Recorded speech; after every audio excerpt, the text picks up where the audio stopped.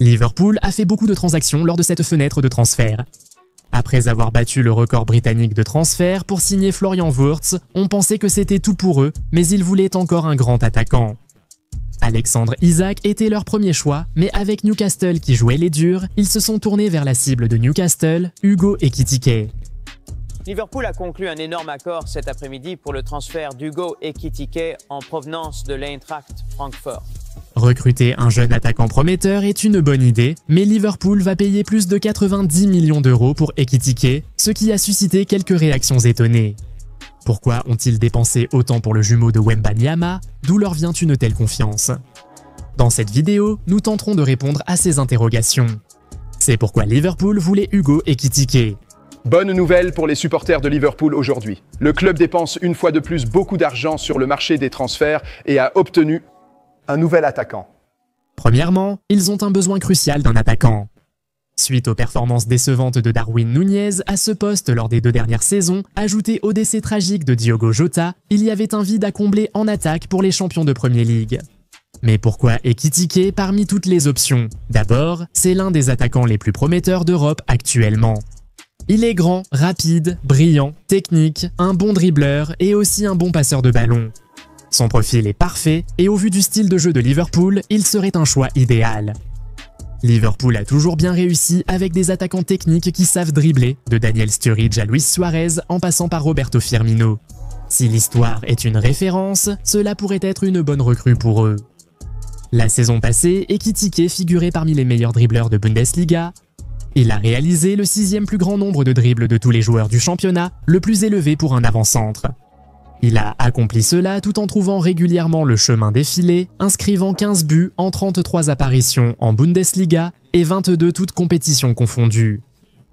Il a également délivré 12 passes décisives toutes compétitions confondues, donc on voit bien que c'est un joueur impliqué dans toutes les phases du jeu.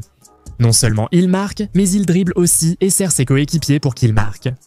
Son jeu en remise est vraiment brillant, et avec Salah à sa droite et Wirtz derrière lui, c'est un aspect de son jeu dont on est presque sûr que beaucoup de supporters de Liverpool vont vraiment apprécier.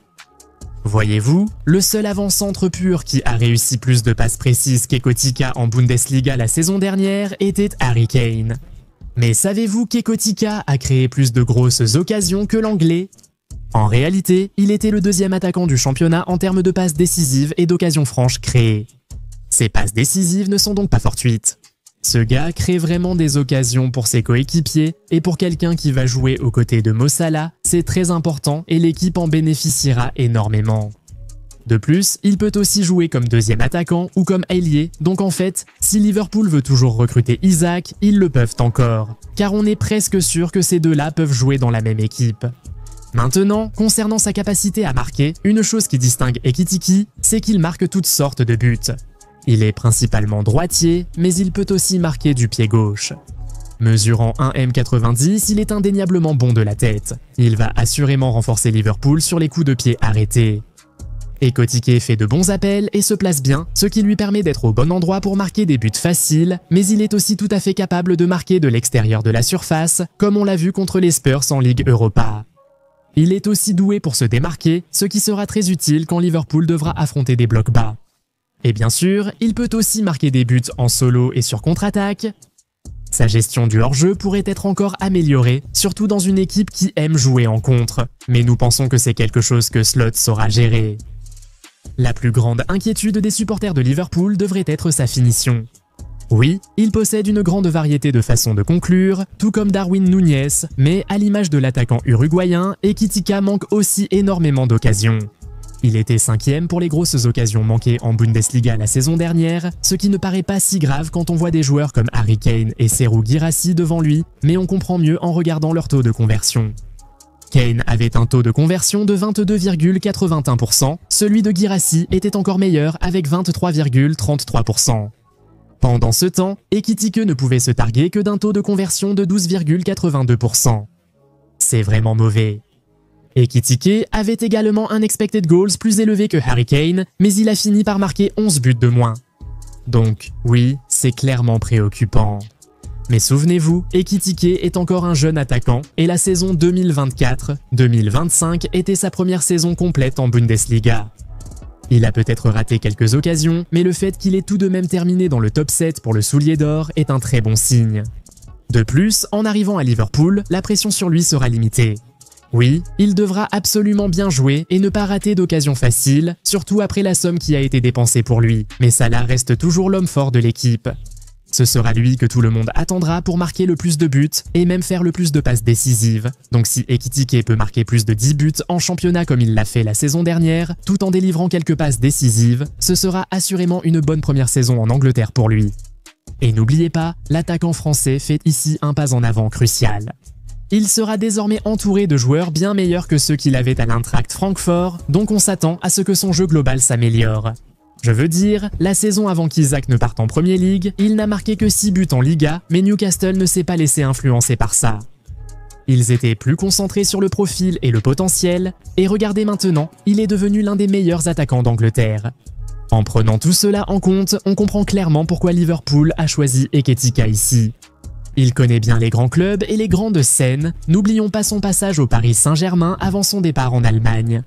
Il a gagné la Ligue 1 avec eux, joué en Ligue des Champions, donc il devrait s'adapter facilement à un autre grand club. De plus, son anglais est bon. Quand il y avait des vidéos, vous savez, je sais qu'ils aiment ça, je deviens viral. Viral, ouais. Donc il pourra certainement communiquer avec ses nouveaux coéquipiers. Et bon, soyons honnêtes, combien de fois avons-nous vu des attaquants français échouer en Premier League, d'Eric Cantona à Robert Pires, en passant par Olivier Giroud et bien sûr Thierry Henry. Les stars françaises du football brillent souvent en Angleterre. Une autre qualité d'Ekitike est sa disponibilité. Ce joueur se blesse rarement. Durant son passage au Paris Saint-Germain, il n'a jamais été absent pour blessure, et en 1 an et demi à Francfort, il n'a manqué que 2 matchs pour cette raison. C'est une excellente nouvelle pour les fans de Liverpool. Quand on fait une grosse recrue, on veut vraiment être sûr que c'est un joueur qui va vraiment jouer. Ekitike est un joueur tenace avec une excellente éthique de travail. Il est toujours prêt à revenir défendre et à soutenir la défense lorsque nécessaire. Il n'a pas peur de mettre un bon tacle, de presser ou de faire une interception. Ainsi, même s'il ne marque pas, il restera précieux pour l'équipe. Dans l'ensemble, on comprend pourquoi Liverpool a dépensé beaucoup d'argent pour Victor Wembanyama du football. Nous aimerions avoir votre opinion sur ce transfert. Pensez-vous qu'il va réussir ou échouer en Premier League ? Pensez-vous qu'il pourrait devenir le meilleur attaquant d'Angleterre dans les prochaines années ? Liverpool a-t-il surpayé pour lui selon vous ? Combien de buts et passes décisives prévoyez-vous lors de sa première saison chez les Reds ? Partagez vos avis et pronostics en commentaire. Si vous avez aimé cette vidéo, likez et abonnez-vous. Activez la cloche de notification pour ne rien rater des nouveaux contenus. À la prochaine vidéo, salut!